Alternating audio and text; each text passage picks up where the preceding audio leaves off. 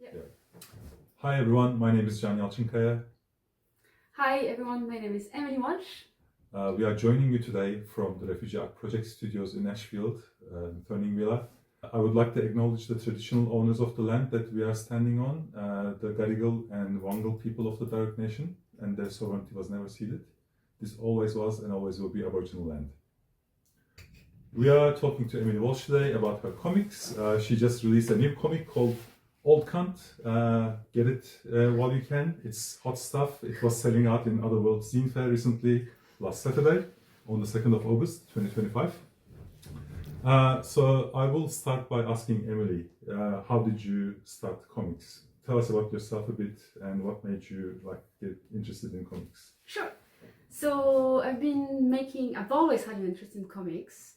Growing up, originally from France, and I moved to Australia. I moved to Melbourne in 2014 to pursue a PhD in fine art, visual arts.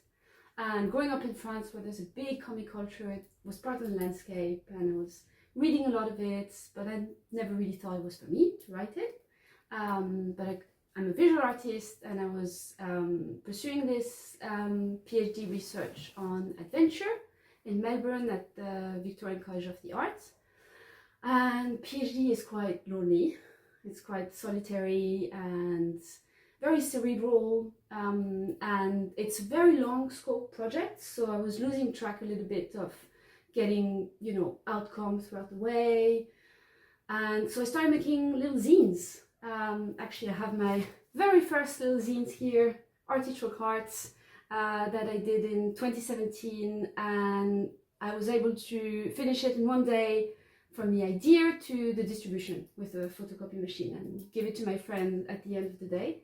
And that was so empowering, I guess, and fun, compared to the very long scope of the PhD research project.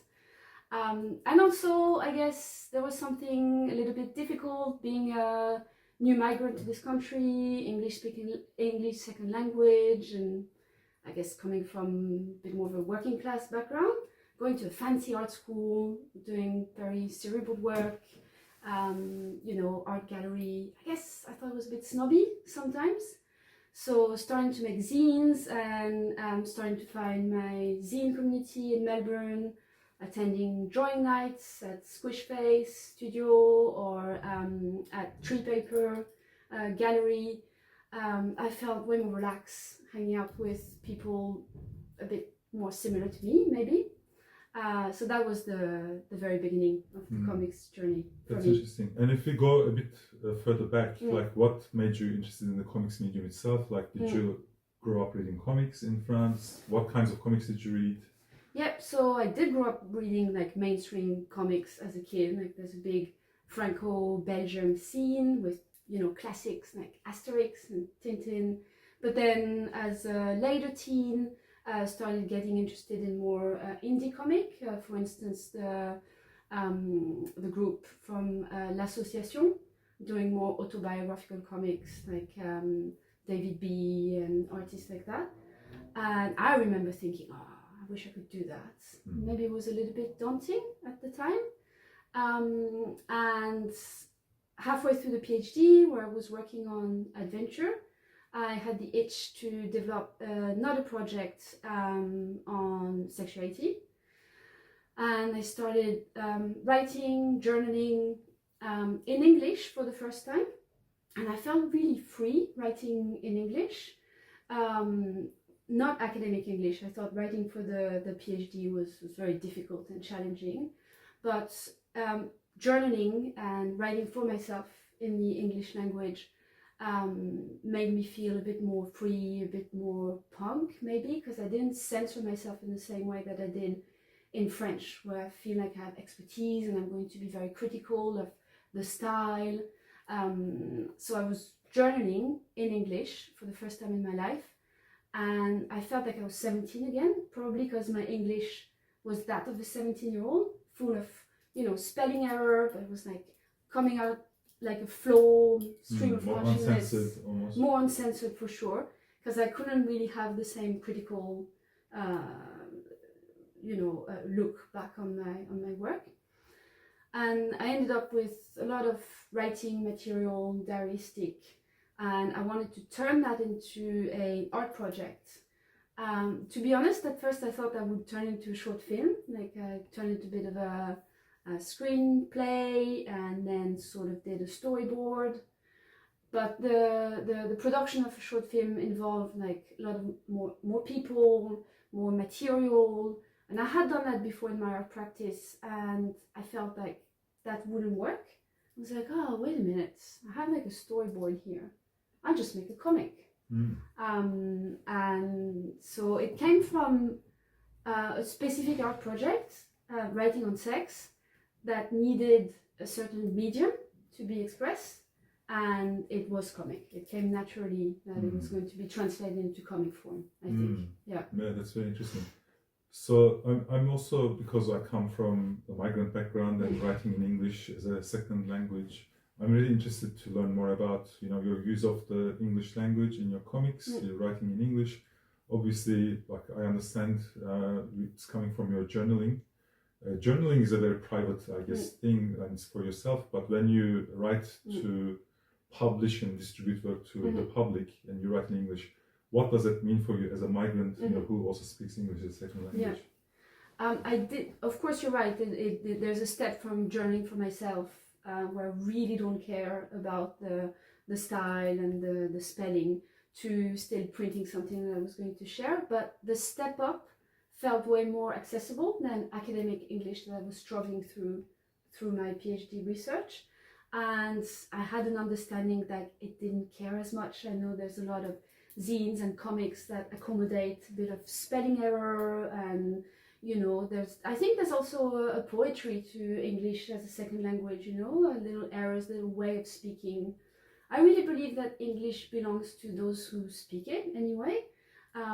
So I didn't care too much, and that was really, really refreshing. And I'm sure there's a lot of spelling error in my first bigger zine, Fuck You, Fuck Me. But I felt just that was okay, that was allowed, compared to the pressure that I was feeling in academia. That's a good springboard to my next question. I was going to ask you about the Fuck You, Fuck Me, which was the project you were talking about, which started as maybe a short film project or a film project.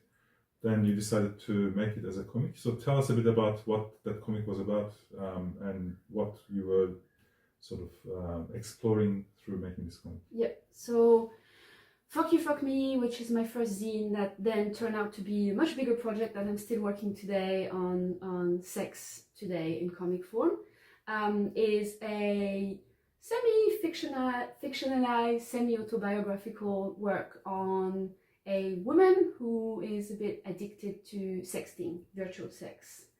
And it's a story I had in me, and I turned it into this bigger zine project. And I felt that comic really worked to convey those stories.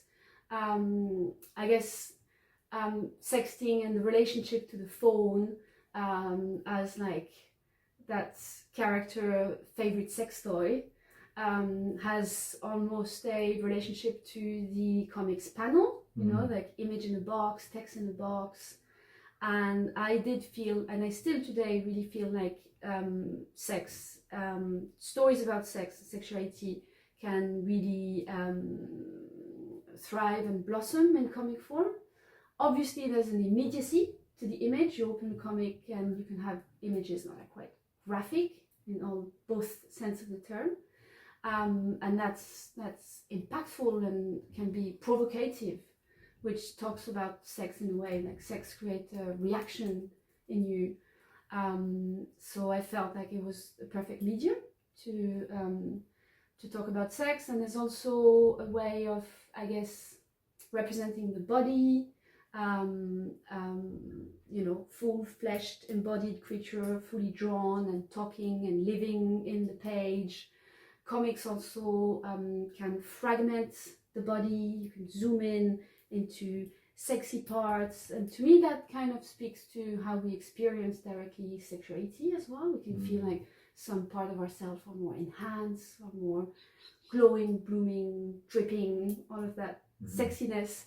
I felt like the comics language really helped me anyway to talk about these very intimate matters. That's right. I mean, the comics medium itself is like, I guess, a very embodied form where like the creator is, having this embodied relationship with the page, which is their medium, and the tools that they use like brush or nibs or pens and pencils. And then there's the other layer of that is, representing like the body's possibilities and the things that the bodies do, as in sex, in this context. So it's like really great to see how you use the medium to represent sex. And I guess the next one is like your very new comic, Old Kant, is a continuation of this as well. So maybe you can tell us a bit about what Old Kant covers. Sure. So once I developed Fuck You, Fuck Me, it was meant to be sort of a standalone chapter of a longer project. I had envisioned like 10 chapters, probably following this character in different adventures that she would have in her sex life. And I wanted to get something out there with the idea that I was feeling that comics was empowering. I can finish something and put it out there, self-publish, share it with my community. So I wanted to have one chapter out and then keep working on the other ones. Then I realized actually comics also take a lot of time to develop. And the project has morphed a bit, but I'm still working on this long form graphic novel that will be 10 chapters about sex today. And now they're more independent short stories addressing different aspects of sexuality today, from, darker themes of sexual abuse or trauma, and more joyful aspect of pleasure and sensuality. And I've been working on this for a long time with the support of the Comic Arts Workshop, notably, that has been a wonderful community that is offering a lot of support in this project. And I finally got my second chapter out. So this one is Old Kant, and it is a story about vaginismus. So vaginismus is a condition where you have involuntary contraction of the vagina, which means you can't have penetrative sex or have anything inserted in the vagina. And it's not really talked about, even though it's quite a common condition. So I feel like it's also good to have these stories out there. So it's called Old Kant because it's told from the perspective of an old Kant, an old pussy, smoking a cigarette in her armchair, reflecting on her life, and her youth and her whole sex life. And she is going to tell the reader the story about how she lost her virginity, and then cracks up laughing because it's actually a bit of a bullshit concept, perhaps. That's the claim anyway in my comic. And she has a dialogue with her younger self, young Kant, and just reflect on that journey of going through this experience of having a vaginismus, and maybe even the how maybe it's even a blessing to have had difficulty starting a normal sex life, and reflecting on what does that even mean, and how it put her on a path of self-exploration that she's actually grateful for. So I'm very happy with it. It's been a labor of sweat and all kind of body fluids. And I got to launch it very recently at the Other World Zine Fair. And I have a linocut printed cover, because I'm also a printmaker. I run a printmaking studio, so I try to incorporate that a little bit in my comics as well. Yeah, so that was actually going to be my next question. I just want to know more about your work process. So with Fuck You, Fuck Me, you use the Rizzo printer, tree paper. Yeah, tree paper press. Tree paper gallery, tree paper comics. Yeah. And then with Old Kant, I guess you sort of home printed yourself, as far as I know. and you use your printmaking sort of techniques for the cover. Mhm. So can you tell us about your process and your decision making? Well, how you decide to publish your work, like with Riso or other formats? Yeah. So I guess I did use two different techniques in this project, even though ultimately they would meant to be like a whole body of work. But at this stage, I'm thinking they would come in different style and different visual to capture. And maybe in different sizes. Maybe even in different sizes, different material. I think the idea is I would hope to capture the variety, the complexity of what sex is today. I want this to be a sort of, I like to call it like a kaleidoscope of addressing sexuality today, from joyous, colorful to, I don't know, grey, clinical. So I'm happy with the diversity of technique. And it was really exciting to work with Riso because I found like a good community with Sam at Tree Paper. It was very hands-on. I got to play with the Riso printer. I learned a lot. But for the old cons, I drew and a pencil and then inked with a brush. Wanted to get a bit of a, I don't know, gritty, dirty look, because this old conch, you know, she's a bit gross, she's a bit disgusting. So I wanted to capture that. So usually I think the medium, the style is informed by the theme and what I want to convey in each chapter. And I am a printmaker. I run a printmaking studio, and I had some prints as well. When some linocut, I did some linocut prints as part of the project Fuck You Fuck Me, and for the old cons, I did a 2-color linocut cover for it. And I think there's a lot of parallel between printmaking and comics. It's printed medium, and with my printmaking studio and printmaking practice, really what I try to do is make this art form really accessible, because I think it can be a wonderful way for anyone to be their own press. You don't even need a press. A press maybe even is a bit of gatekeeping. You can print, you can hand print, you can, no press, no problem. You can be your own press with your body and do some hand print. And in that way, you control what you get out of the press.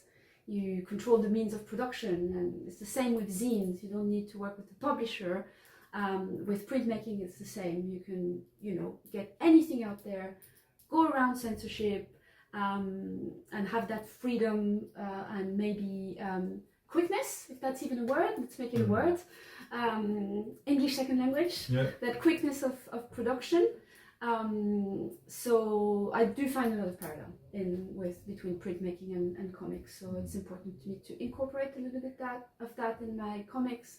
And linocut can have that kind of gritty, I don't know, dirty underground feel as well that I like from my work and my comics. Yeah. That's great. Yeah. Right. So I mean, you make comics about sex as a woman. So would you maybe want to talk about the gendered aspects of making comics about sex? Yeah, I guess I'm in a position where I can be sometimes gross and disgusting and use provocation that I think can be a valid form of communication. Like the title itself of the comic, like old cunt. Like some people don't like that word, think it's offensive, but it's all a matter of who's using it and where your standpoint, where you're coming from when you're using it. And as a woman, I think I'm in a position to use those provocative language and visual. So I guess that would be very different if a man were publishing this comic. And I think actually we were tabling next to at the Other Worlds in Fair, and I had those big cardboard cutouts of cons, and if I left my table to go and do the rounds and you're by yourself with all of those old con comics, maybe it's not as comfortable for you as a man. I had to always say, oh, these comics are by Emilie Walsh, and she just went away for a bit and she'll come back. So yes, I had to explain. So it's a very different perspective to be making comics about sex as a woman, and maybe there's a space to be occupied here, I think. Yeah. That's great. Emilie. So what's next for you? Well, I'm going to keep working on the next chapter of this project.